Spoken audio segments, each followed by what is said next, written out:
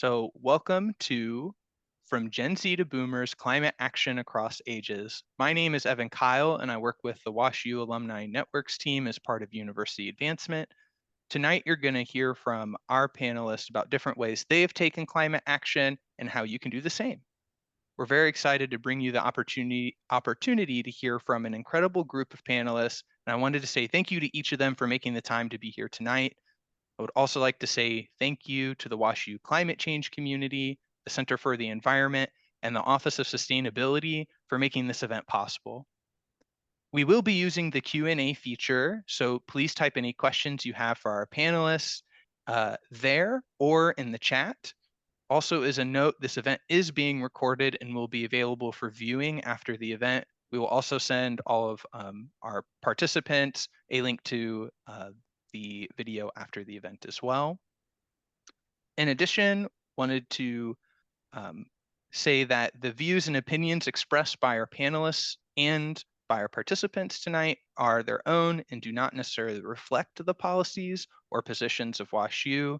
WashU is committed to fostering respectful and open dialogue on important global issues, including climate change. With that, I'd like to introduce Dr. Stuart Brown, who is a founding member of the WashU Climate Change Community and moderator for tonight's discussion. Stuart Brown is a 1977 WashU grad in both mechanical engineering and English literature. He has a PhD in mechanical engineering from MIT and has taught there as a member of faculty. More recently, he founded an engineering consulting firm where he and his firm worked on a variety of renewable energy technologies, including large-scale batteries, wind, ocean, wave energy harvesting, solar, and fusion technologies.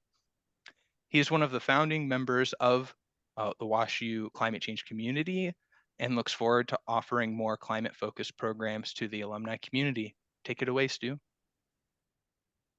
Great, thank you. Well, welcome to everyone participating today, particularly to the panel participants and Professor Jamar. I'd like to thank the WashU Alumni Office for helping organize and sponsor this event.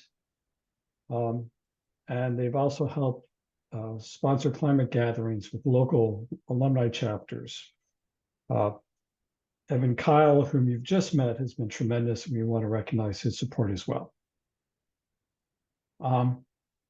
Okay, so Evan, do we have the first slide up? Okay.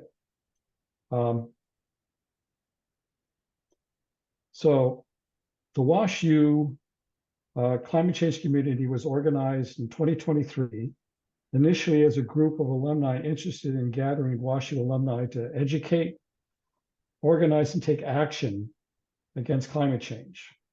And that interest includes providing a forum for climate research at WashU, as well as helping students and new graduates locate meaningful climate community. And that would be within policy, technology, or business, because we want to support upcoming generations as much as we can. But more fundamentally, we want to influence hearts and minds, to emphasize the critical threat that a changing climate has on all of us and the nation and the world, and then provide options for action that each of us can pursue. Emma, can I have the next slide, please? Okay. So for those who wish to join us, you can find us at our website, and there is a Get Involved option on the homepage, and we'd love to get your help. And so rather than take more time, I'd like to introduce our three panelists in order of presentation. And I've condensed their bios, so apologies to all of them and if I've given anyone short shrift. So first, Chloe Ames is a WashU grad of the class of 2017 with a major in environmental policy. She served as the co-president of Green Action, the Student Environmental Justice Group. Chloe recently graduated from the Yale School of the Environment with a Master's of Environmental Management, specializing in climate resilience policy and planning studies with a focus on extreme heat and flooding hazards. Before Yale, She was the senior outreach organizer for the Union of Concerned Scientists, where she worked to advance federal climate and clean energy action, including the Inflation Reduction Act. And I should say that Chloe is currently seeking opportunities to continue to advance climate and social resilience initiatives across the United States. So if you have any thoughts about where she might look, she'd love to hear. At least I think she'd love to hear. Phil Valco, next on the panel, is the WashU Assistant Vice Chancellor for Sustainability. Phil graduated from WashU in 2003 and currently works with faculty, staff, and students to advance sustainability for WashU and to foster the next generation of sustainability climate leaders.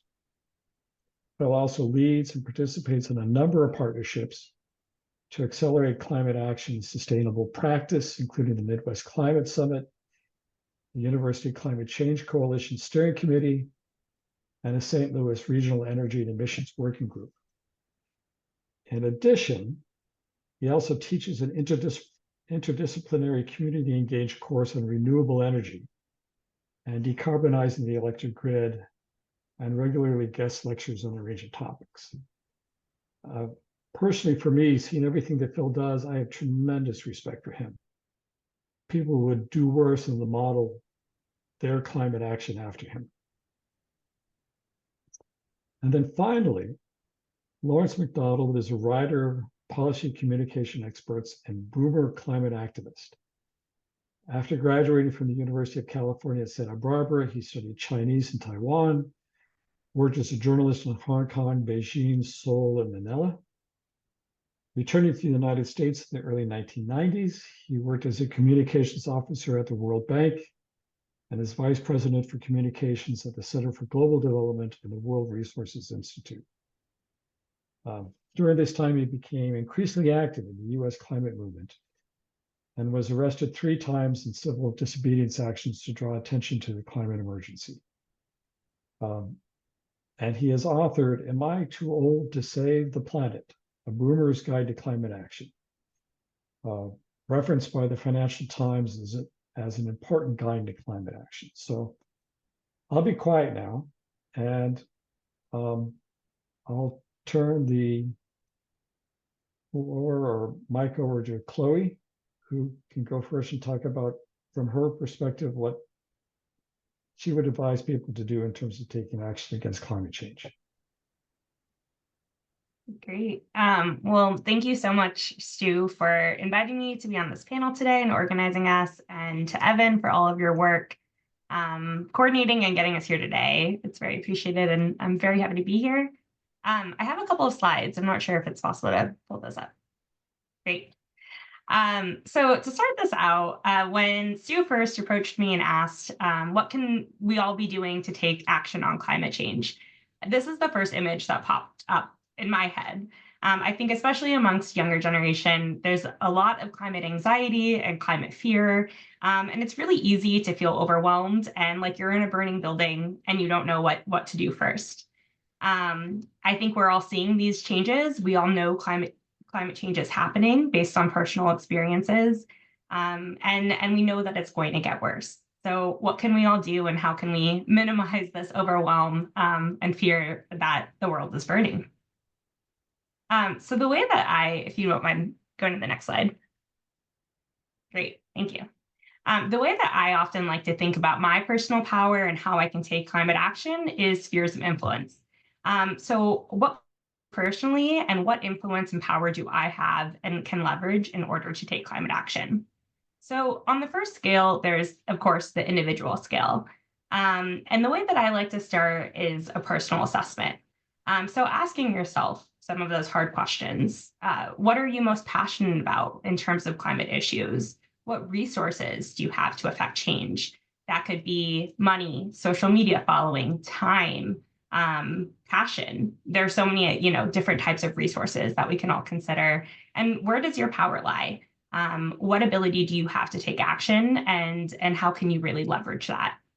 Of course, learning is really important. There's so much to learn, and I still have so much to learn on how to take effective climate action, and how to choose green options and invest both personally, financially, and professionally in sustainable options. And of course, using your time to volunteer, and see what ways you can take immediate climate action. The next sphere is community, which I think is, to me, arguably one of the most important spheres of influence. I like to think that all climate action happens on the local scale and is scaled up, and that starts at the community level. So one way that I think is really effective to engage in climate action on the community level is look up what existing community-based organizations are in your area, working on climate issues or other social issues that you care about, and how can you get involved. Research and see what organizations locally you align with, and reach out to them. Most community-based organizations operate off of volunteers, and would really appreciate that and know best how to engage locally in climate action. So use those resources and reach out. Of course, there's also ways to build your power locally, whether that be participating in advisory and neighborhood councils, leveraging various social outlets like social media, and learning tools to organize. I think that is also a very effective way to engage at the community level is research and learn the skills yourself to organize your community to take climate action. The next sphere is workplace, industry, and I'll add for this case, institutions. So what institutions and workplaces are you a part of that you can influence? For example, I think most of us here today are affiliated or alumni of WashU. So how can we hold WashU accountable? Before this panel, we were briefly talking about the divestment movement from fossil fuels. So how can you support those efforts and hold various institutions that you're a part of accountable for long-term social and environmental sustainability? The next sphere is state and national. Of course, there's a lot of focus on especially national, the national sphere right now prior to the election. So how can you get out the vote? Volunteer, of course, vote yourself for the candidates that you think will take the most robust climate action. There are also ways to participate at the both state and national level by working with your local representatives. When I was working with the Union of Concerned Scientists, I used to organize legislative days for individuals all across the country to fly to DC and meet with their members of Congress and advocate for their local climate actions and climate solutions. And they were often heard and really appreciated for their local expertise. Of course, you don't need to fly all the way to DC to do that. You can meet with your local representative in their office, contact them, call, write letters, and also you can go through other outlets such as public media outlets to publish op-eds or LTEs. There's so many ways that you can engage your representatives and encourage them, especially on the cusp of an election, that you care about climate issues and you want them to take climate action. And finally, all of this is to build global, long-term, and equitable power. None of these actions are going to happen overnight. Unfortunately, and as we know, climate change is a long-term challenge that we've experienced based on long-term systems and institutions that have led to where we are today. And it's going to take a lot of time and power and influence to change those systems. So throughout all of these levels, I think it's really important to consider how you can sustain yourself in this movement. I don't think there's one right way to take climate action or most effective way, but in my opinion, it's figuring out what sustains you and where you can continue this work long term. And of course, throughout all of this, prioritizing those who are most disproportionately impacted by climate change and putting their needs first based on who will be facing the brunt of those impacts and how you can best support them. So that's it for my comments for now, and happy to expand on anything or answer questions. Thank you. So I think what we'll do is we'll go through all of the panelists first, and then we'll circle back and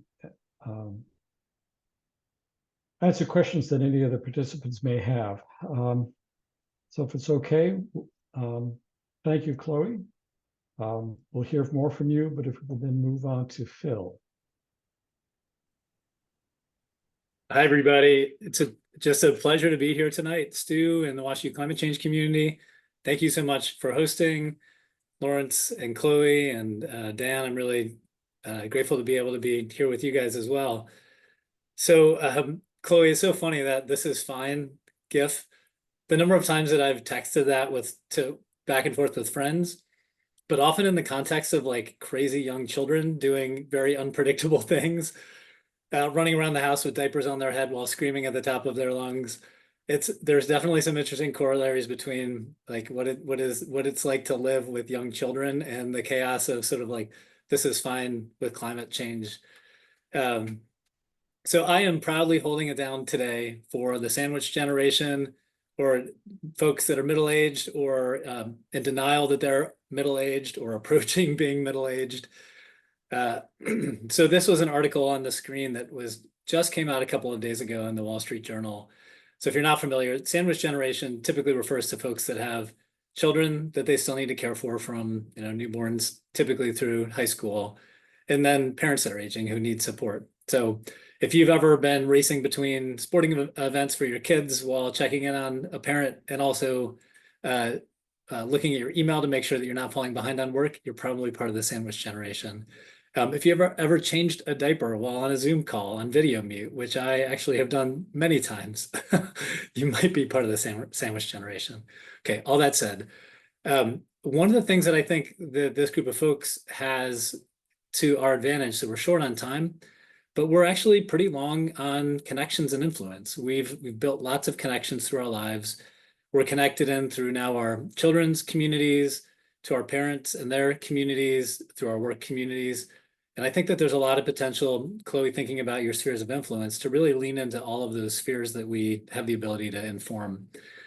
Since we are short on time, I think that folks that are kind of in this phase of life have opportunities to really identify ways through their workplaces and their roles that they can advocate for climate action within their local homeowners associations, their neighborhoods, or their local government to be engaged, engaging with your kids' schools, PTA. Again, I was really trying to think about where are we already spending our time, right? Where are we sandwich generation folks spending our time, and how do we capitalize on that? Faith communities are another big place where people spend time, invest time. And then also we are spending money every day. So being very thoughtful about voting with our wallet and supporting products and organizations that align with our goals. We're also, many folks in this phase are homeowners, or in many cases are homeowners. So we've got opportunity to think about electrifying our transportation, car or bike. I know some folks that have electrified bikes, and they actually use their electric bike instead of their car. So it's really been a range extender that's helped them significantly use their gasoline use. Electrifying home heating via heat pumps when you have that opportunity. Heat pump hot water heaters. Typically hot water heating at home is the second highest energy consumer within our homes. Electrifying our cooking with an induction cooktop or an electric oven. And then installing solar on our homes if we can, or subscribing in a community solar program through a local utility or a local choice aggregation. In our backyards, leaning into fostering biodiversity. I've loved planting things in our backyard and watching how ecology adapts to it, and getting our kids engaged in that process, having caterpillars, bringing caterpillars into the house so our kids can see monarchs, create chrysalises, and then ultimately hatch. So I think that we have opportunity again in our very local community where we are spending time literally in our yards. Through the way that we vote with our wallets, we can really start to kick the plastics habit. I imagine many folks have seen alarming headlines about new places that plastics and microplastics are being found, including most recently in dolphin breath. I don't know if anybody read that, but it was a pretty stunning scientific finding. One of the opportunities I do think about this phase of life is we actually are living very locally in many cases. It can be harder to travel for work. So leaning into that and building habits that are more travel light. So building professional habits that require less national and potentially international travel, if that's something that you did prior. And then the final thing that I have on this one is just giving ourselves grace, because you know what? Ambition, reality, often I think in this phase of life. Evan, next slide real quick. I wanted to highlight one thing I'm really proud of that I've been working on with some students at WashU and also our student technology services. So when we use electricity, when we use energy, even if we use the same amount, can actually be an opportunity to reduce our emissions. So we are working on building out this app, Project Clean Grid, that we'll make available relatively soon. And what it shows is real time how much carbon emissions are associated with the electricity that you're using based on your grid region, based on that time of day. And then it also shows a forecast. So that middle panel is showing a forecast graph where it's going to be dirtier, more carbon intensive in red, and then it'll get cleaner, and that's that green dip. Well, those are really perfect times to do things like charge an EV if you have one. And then finally on the right-hand panel, what I wanted to show is that you can compare different locations, and there isn't necessarily always a prevailing wisdom. There's going to be different patterns based on where you live, and this data can be really consequential. So in that San Francisco one, if you were to kind of cluster your EV charging activity to that big green dip, you'd be able to reduce the emissions associated with charging your EV by probably 75%. So using data to drive carbon engagement and climate action. And this is something we've worked on with students. So just really proud to be able to share it today. And with that, I'll turn it back to you, Stu, or to Lawrence. Great, thank you very much. I'm sure people may want to ask for more information about this. So Lawrence, would you be willing to take over and close this out in terms of panelists?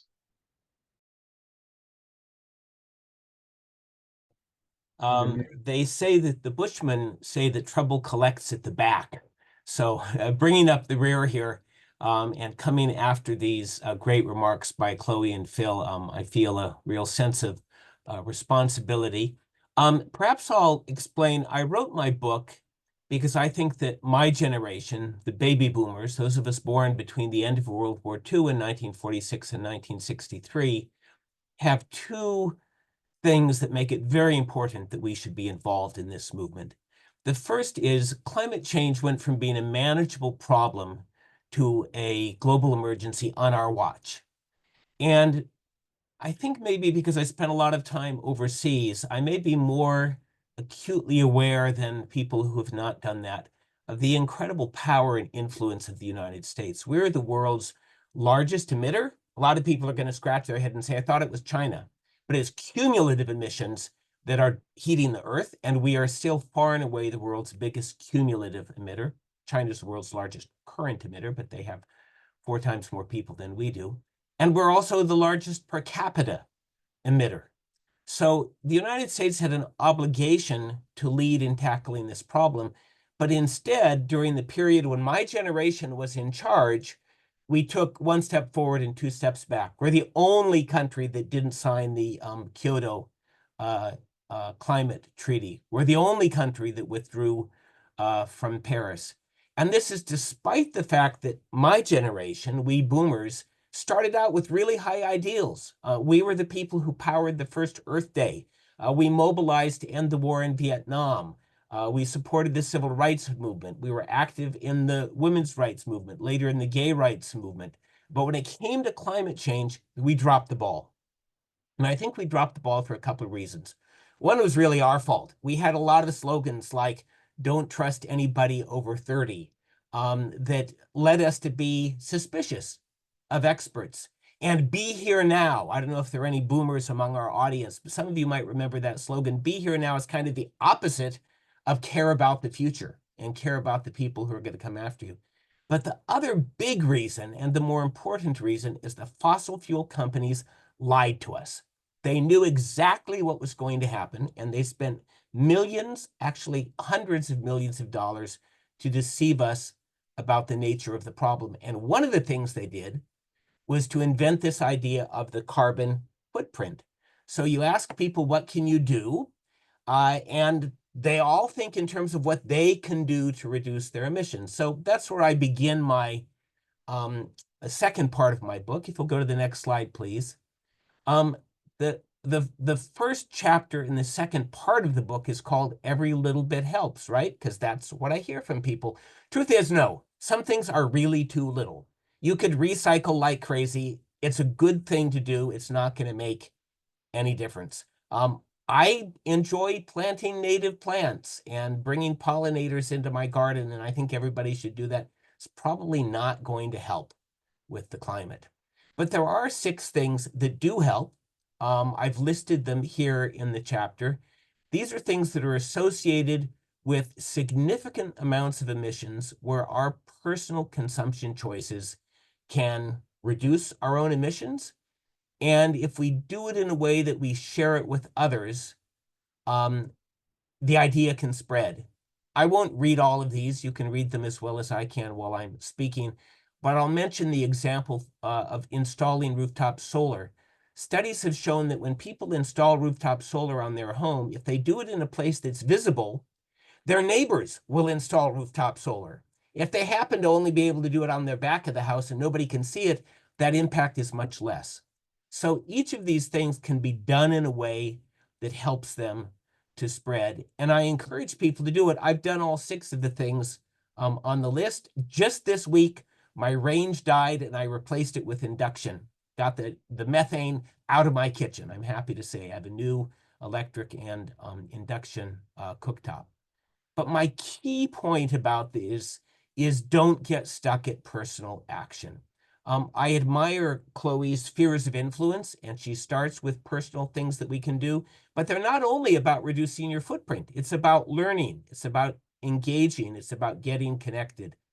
And the reason that I say don't get stuck at personal action is because the fossil fuel companies want us to stay right here, debating whether hybrids are better than EVs and how long will the battery last. And isn't it true that the batteries have their own environmental problems? Yes, all of that is true, but they want us to stay in this realm of personal responsibility. And I'll tell you a little story why. In my religious organization, I have a friend named Stephanie who's very, very progressive. And she knows I've written this book, and she knows I'm a climate activist. And one day as we're leaving the synagogue, she says to me, you know, I'd really like to join you as a climate activist, but I can't because I still have a gasoline-powered car. I said, that's exactly what they want you to think. You don't have to do any of these things, but you can organize with others. And here's why. And if we could see the next slide, please. Some of you probably know, but possibly many of you don't, that in the last 14 months, the climate change models failed. I want to say that slowly so that you'll understand. The average temperature of the surface of the ocean and the air shot up by about 0.5 degrees Celsius and has stayed high for the past 14 months. Nobody predicted this.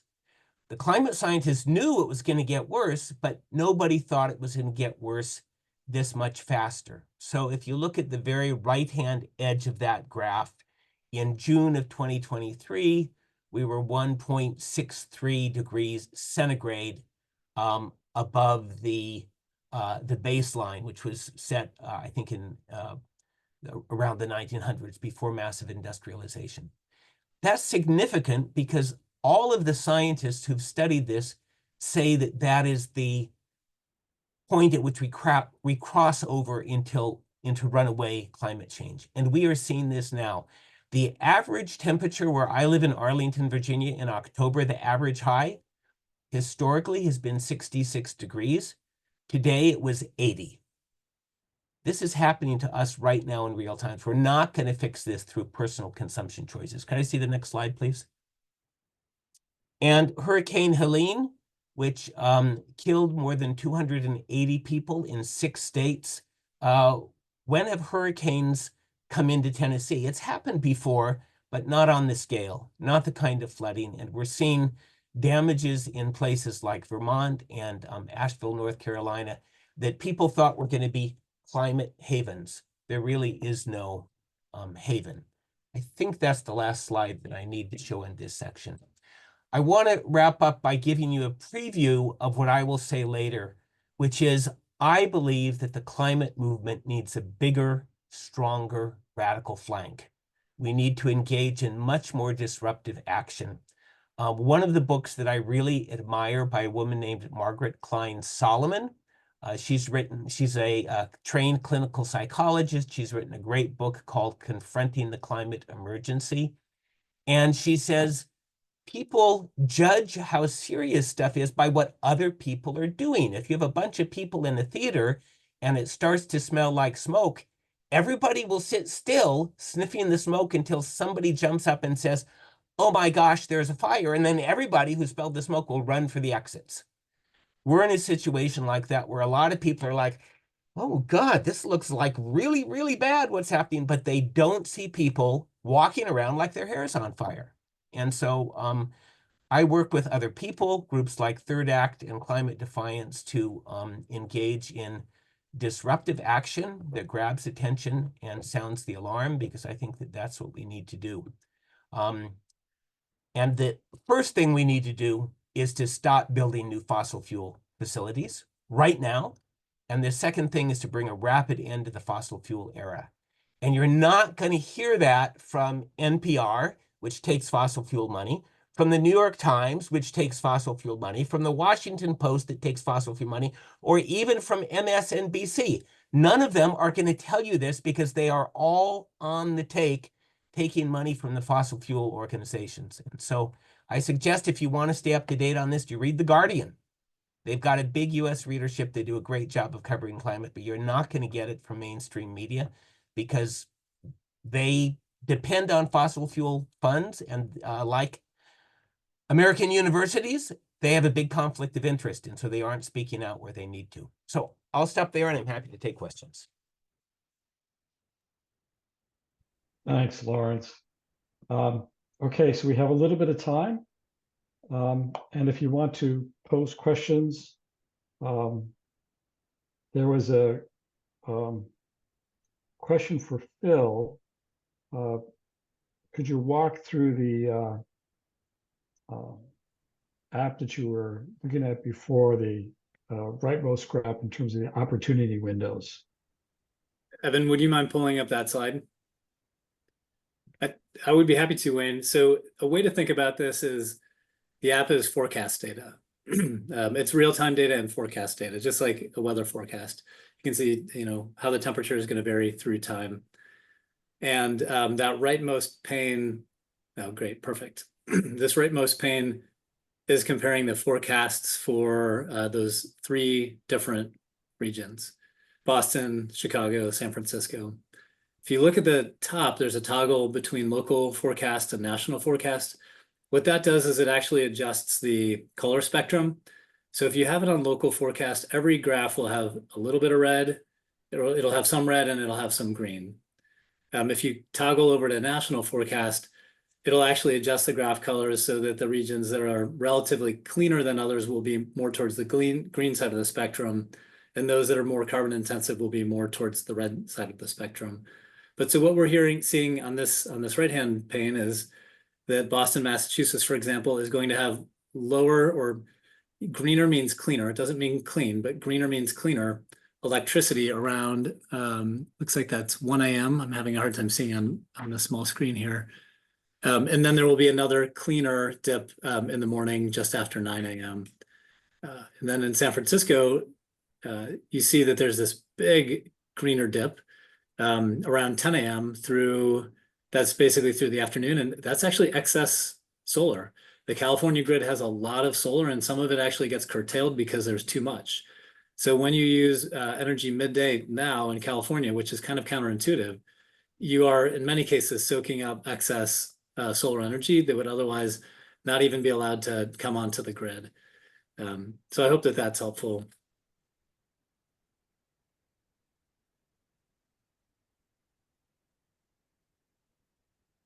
Thank you. There's another question, but it doesn't necessarily isn't posed to anyone in particular. But the question is, if personal action isn't the most effective, do you recommend state, legislative efforts, or national?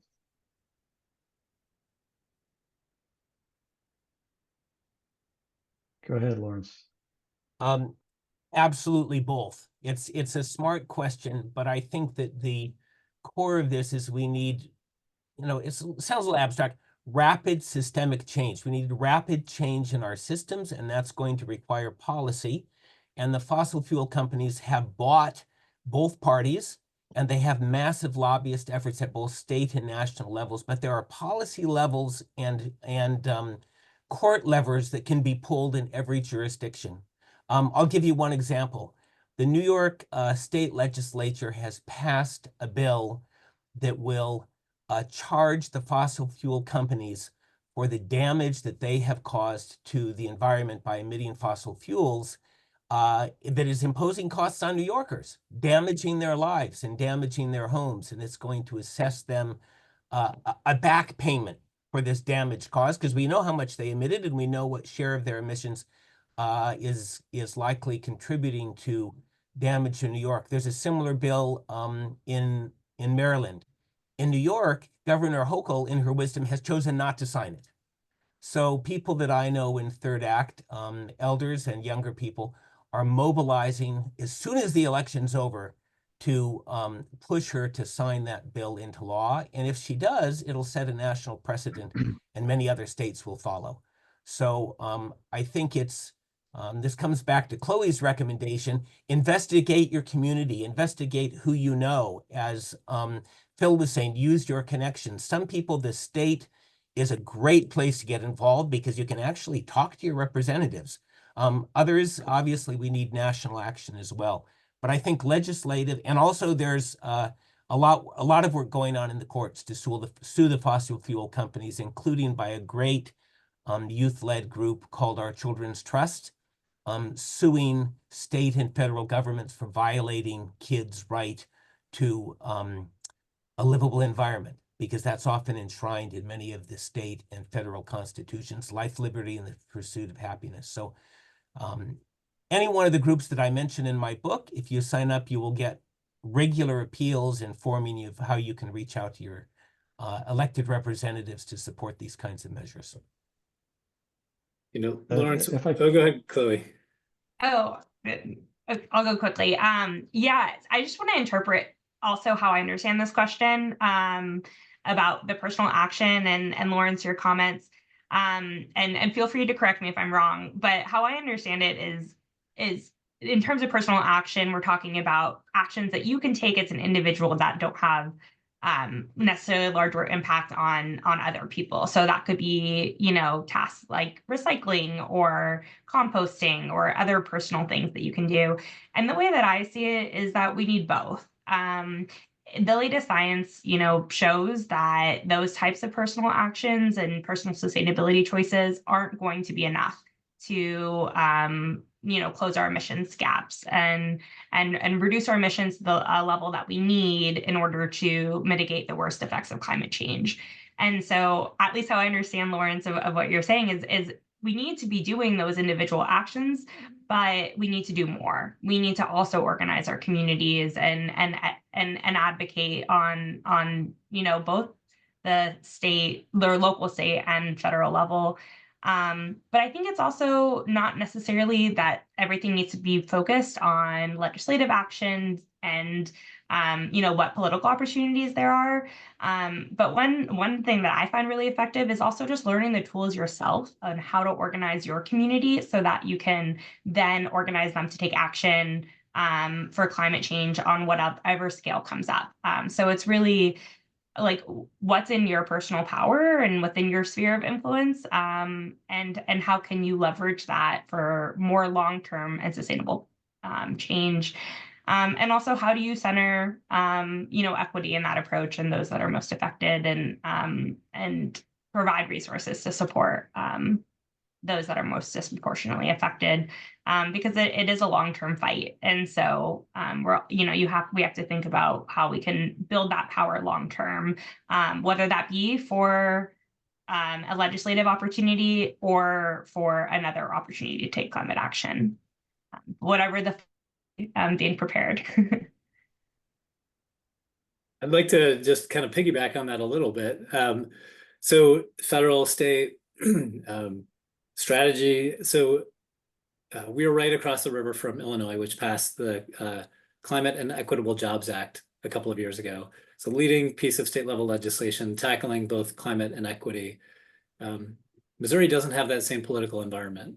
It would be highly, highly, highly unlikely that a bill like that could pass within the Missouri legislature. And I know that there's many states like Missouri where you may not get legislative support.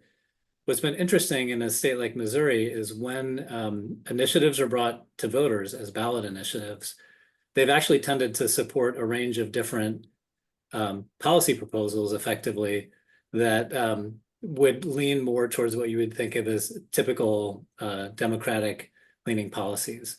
So Missouri, I think it's many years ago, but passed a renewable portfolio standard to get to, at the time it was ambitious, now it is not, 15% renewables by 2021, but it passed with 65% of voter support. It would be very unlikely for that same initiative to get passed by the legislature itself. So I would encourage folks, Lawrence, your comment was, engage in states. You can actually engage with legislators, you can build relationships. You can also think about what's the strategy within your state context. Is it a ballot initiative, organizing around a ballot initiative, or is it working directly with legislators because you're more likely to actually get legislative support? And I think it's pretty key to know that context and follow the path that is the most likely to be successful. And yeah, Chloe, building equity into the work that we do, I think is so critical as well, and identifying ways based again on that political environment to figure out how it can be done thoughtfully. What's the messaging that will carry the day and build constituencies that might otherwise not support something because they don't connect with the language, but identifying ways that we can, support our neighbors most in need, and, figuring out what's the language that will actually land and help us advance equity broadly. Okay, so the next question, I'm going to take a first shot on and then ask the rest of the panel to tell me where I'm wrong. The question is, do you have any prediction about the climate tech space in the next few years? Especially curious how AI and potential policy changes will change the climate tech space. And I'm one of the resident nerds in this panel, so having worked a little bit in renewables from a technology viewpoint, I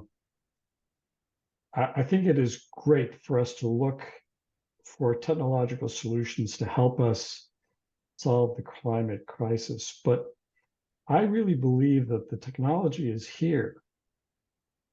If we have the commitment to using wind, to using solar, and depending upon how we feel about nuclear or not, but we have the technology to be able to supplant fossil fuels, and countries have done that.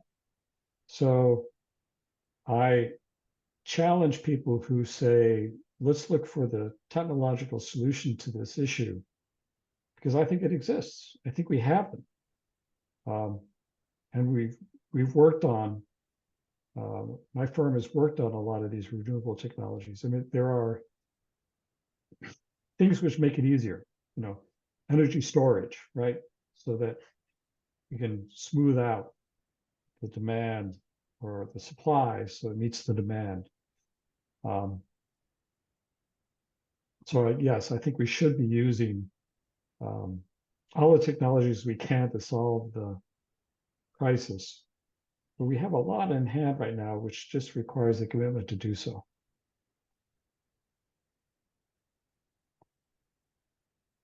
A lot of questions coming. Can I add one thing to that? Sure. You're the technologist, Stu, and I totally agree with you. I would add, because the questioner asked about AI, I think what you're saying, when we need the will to do it, we need to build political power to do it. And there are people who are actively resisting that. And some of these technological solutions actually bring a lot of problems. Right now in Northern Virginia, we have a big problem with the data farms that are fueling AI. There's a big building spree for these data processing centers, and they're big energy hogs. And as a result, I understand that there are coal-burning power plants in the Ohio Valley that are being kept alive specifically to fund these data centers. Do we know if AI is good for us or not? We don't even really know. It's clearly somebody's going to make a lot of money from it. Clearly, it's going to have significant energy costs, but we're rushing into that space without having any kind of public discussion. There's public discussion, but without having a moment for the public to think how we want to use this. So I agree with you. We have the technology we need. We need the will to use it, and that comes to building political power. We actually just had a similar conversation in the class that I teach on decarbonization. This question of if we have to prioritize between now and 2030, what do we prioritize? And then what's the stuff that we may need down the road? What are the technologies that are probably not mature enough? So like long duration storage is one that definitely needs some additional investment. The students were mixed on what do we do about small modular nuclear reactors. Is that important or is that not important? It was interesting to hear because my generation of students, most folks would have said no nuclear. And I'm hearing that many of the current environmental students they're very mixed about it. They see it as a low carbon source of energy that could hold some potential. Another is what are the technologies for like long haul trucking and shipping? Should we really be building out a hydrogen economy, an ammonia economy? And because my lights are about to go off here. But at what point do we need to invest in those things so that they're ready when the market or rather when we need to be deploying them? And then the final one, which I'm curious to hear others' thoughts on, is the idea of direct air capture, sucking carbon out of the atmosphere. It's pretty energy intensive. So today it's a trade-off. You're using energy to do that when you could be displacing coal or gas. But let's say we're really successful in 25 years, if we've got a glut of renewable energy, maybe some of that energy could be put towards actually sucking carbon back down out of the atmosphere. So how do we think about investing in tech development today to tee up that future state? And how do we think about the timeline for deploying? So I'm actually not providing an answer. I'm actually just posing some of the questions that my class and my students and I have been kind of chewing on as we think about technology. Yeah. Okay, so go ahead, Chloe. Sorry, I'll just add quickly. I had a lot of thoughts on your final question, Phil, and on direct air capture. And I know the latest IPCC report also, clearly stated that we're not going to be able to meet our 2 degrees Celsius goal of warming without carbon dioxide removal solutions. So it's really tough because the reality is there isn't any direct air capture technology available that is to scale or financially possible to scale right now. But it's hard to. I also completely agree with Stu and Lawrence that the problem isn't the lack of climate innovation; it's the lack of political will. So I think it's definitely a mix. I will just add that the Inflation Reduction Act that was passed July 2022 on the federal scale was the largest climate and clean energy investment in the US history. And those investments are now going to scale and being used by various clean energy providers across the country. So that's definitely a big I think influx of investment in the climate tech space, and will also those investments will continue over the next I assume the next decade or so. So I do think there is going to be an influx of research and development in climate tech. Whether that's should be our priority or not is another question. So I apologize. I would go a step further on technologies, and my environmental left friends will not agree with me on this. But I think, Phil, it's not just direct air capture. We're going to need carbon removal technologies for legacy carbon. And of course, that's fraught with moral risk because the oil companies will say, oh, we've got removal technologies, we'll just keep on burning. But accelerated weathering of rocks, capture of carbon through the ocean, through ocean iron fertilization. And then, and this will be quite controversial, we're actually also going to need solar radiation management. The people have not fully understood the magnitude of the problem we're facing, and we're going to need to find a way to cool the earth by putting up sulfur dioxide or other things, and we need to be researching those things now. And again, the left hates this because it can be a get-out-of-jail-free card for the fossil fuel companies. But I think if you look at the temperature predictions, those are all things we're going to be talking about in the next few years, sooner rather than later. So I apologize. There are such great questions coming along, and we're running out of time.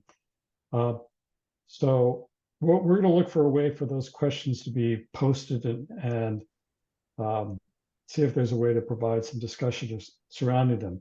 But we wanted to give Professor Jamar a minute to talk about the Center for the Environment. And Great. Yeah, thank you so much, Stu. Evan, if you can bring up the slides here, that would be great.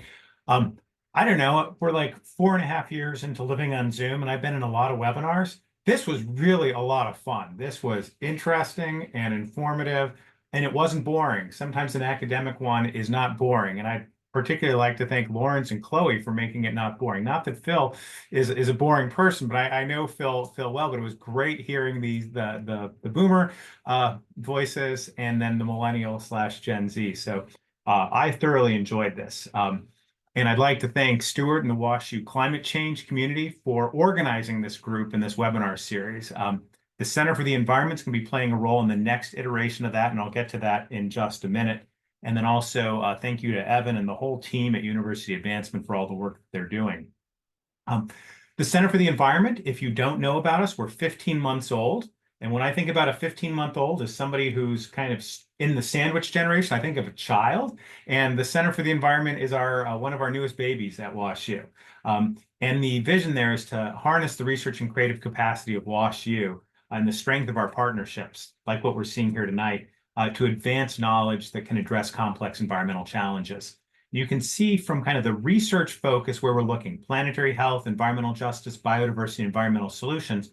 But all of this is happening on this planet, so Earth systems are important, the only planet that we have, and our climate is changing. And if you can go to the next one, that'd be great.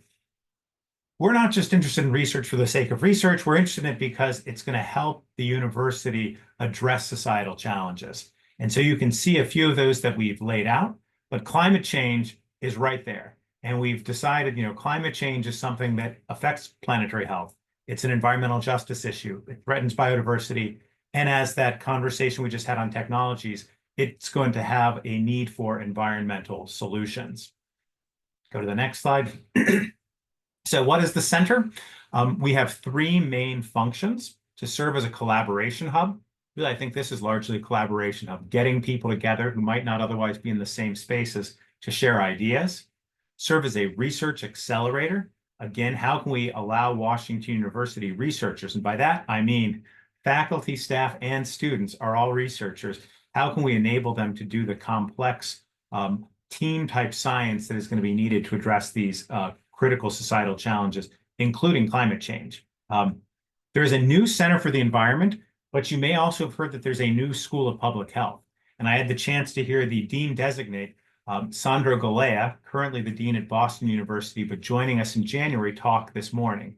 And he laid out a couple of areas that he thought were important for public health: climate change and health. When he had to pick 6 topics to put on a slide of samples, climate change and health was right there. So School of Public Health and a new Center for the Environment are really a once in a university's lifetime opportunity to do something. And finally, to serve as a signal booster, to help develop these external relationships, manage internal communications. Phil in the Office of Sustainability, that's a very close partner for us. We also work closely with centers focused on air quality, water quality, biodiversity research as well. Next slide. So we hope that you'll join us on February 26th. This is squarely in the climate change and technology space. You may have heard that Washington University got a $26 million investment from the National Science Foundation for an engineering research center. The focus of that research center is decarbonization. This will leverage WashU's strengths in electrocatalysis and biomanufacturing to convert CO2 into the chemicals and fuels and other valuable products that we need. Joshua Yuan is the principal investigator of that particular center grant, and he will be joining us on February 26th, same time as this one, to step us through some of the exciting things that are going to be going on in that CURB Decarbonization Center. And I think in the chat, we're going to be dropping in for you the registration link for that. It's February 26th, a few months away, but you can register for it now and get that reserved on your schedule. So thank you so much for letting me have a few minutes here and the opportunity to listen in on this really great conversation. Back to you, Stu.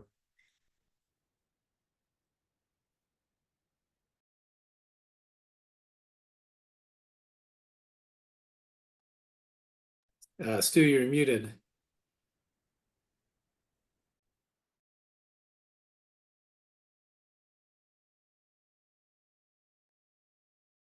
Okay, let me try that again.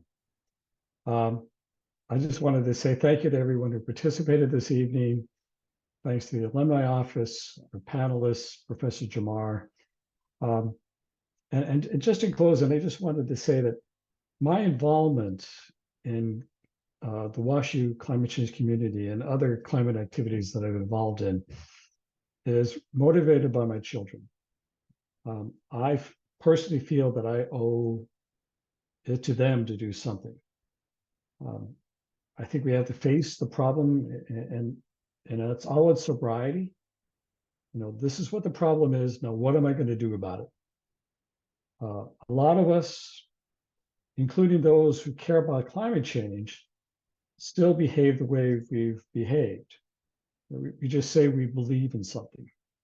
Like that makes all the difference, but it doesn't. If you truly believe in the problem for what it is, then you have to face it, and then something can happen. So that's my proselytization. If you'd like to get involved, go to washuccc.org and let us know. It doesn't have to be through us, Third Act, 350.org, Climate Defiance. There are a lot of avenues that you can engage and become active. We just hope that you do. So thanks again to the WashU Alumni Office. Be well. We'll have other programs. We hope to see you again soon. Thanks a lot.